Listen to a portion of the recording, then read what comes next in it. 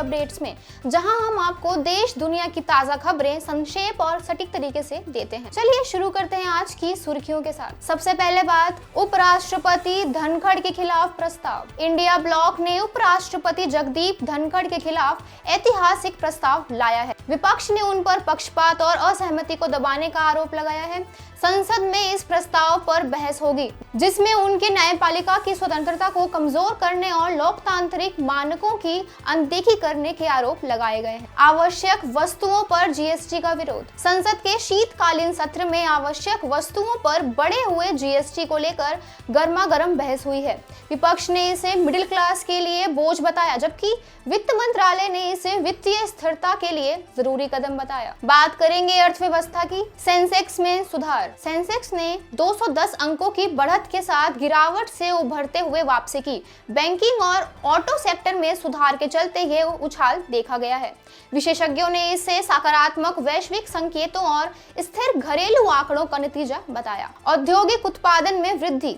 नवीनतम रिपोर्ट के अनुसार औद्योगिक उत्पादन में 4.5% की वृद्धि हुई है। मैन्युफैक्चरिंग और एनर्जी सेक्टर में बेहतर प्रदर्शन इसकी वजह मानी जा रही है। Digital India hackathon. Smart India hackathon ने नेशनल फिनाले में हजारों छात्रों ने भाग लिया। उन्होंने स्वास्थ्य और शासन के लिए एआई आधारित समाधान पेश किए।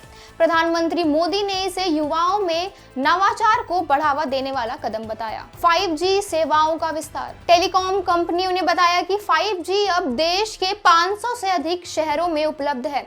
2025 के मध्य तक इसे ग्रामीण इलाकों में भी पहुंचाने की योजना है। बात करेंगे पर्यावरण की। चक्रवात मंडावी अलर्ट। आंध्र प्रदेश और ओडिशा में चक्रवात मंडावी के कारण भारी बारिश और तेज हवाओं की चेतावनी दी गई है। एनडीआरएफ ने राहत टीमें तैनात की हैं और संवेदनशील क्षेत्रों से लोगों को निकालने का काम जारी है। दिल्ली में बढ़ा प्रदूषण का संकट। दिल्ली की वायु गुणवत्ता खतरनाक स्तर पर है और AQI 450 को पार कर चुका है। सरकार ने वर्क फ्रॉम होम की अपील की है और सख्त प्रतिबंध लगाने पर विचार किया जा रहा है। जानते हैं खेल की खबरों को। भारत की हॉकी जीत का जश्न। एशियन चैंपियंस ट्रॉफी जीतने पर देश भर में जश्न जारी है। खिलाड़ी स्कूलों में जाकर युवाओं को प्रेरित कर रहे हैं।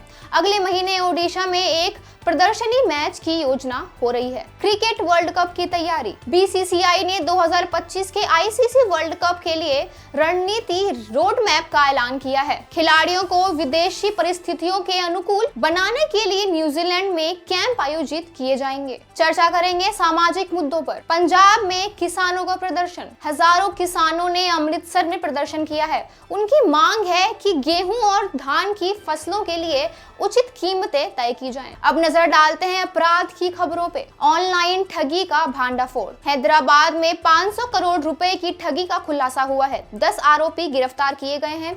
बता दें कि मुख्य आरोपी दुबई से संचालन कर रहा था। गुजरात में नफरत फैलाने वालों की गिरफ्तारी। गुजरात में भड़काऊ भाषण देने के आरोप में 3 लोगों को हिरासत में लिया गया है। प्रशासन ने सांप्रदायिक तनाव रोकने के लिए सख्त कार्रवाई की है। बात करेंगे मनोरंजन की खबरों की। बॉलीवुड बायोपिक का ऐलान। भारत की पहली महिला पर्वतारोही पर आधारित बायोपिक की घोषणा हुई है। इस फिल्म में शीर्ष अभिनेत्री मुख्य भूमिका निभाएंगी। चर्चा करेंगे विदेश संबंधों की। गाजा पर भारत का मजबूत रुख।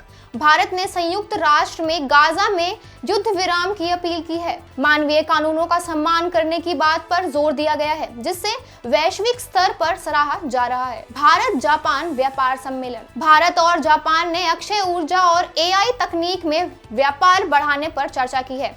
जापानी निवेश भारत के स्टार्टअप पर केंद्रित रहा। बात करेंगे स्वास्थ्य की।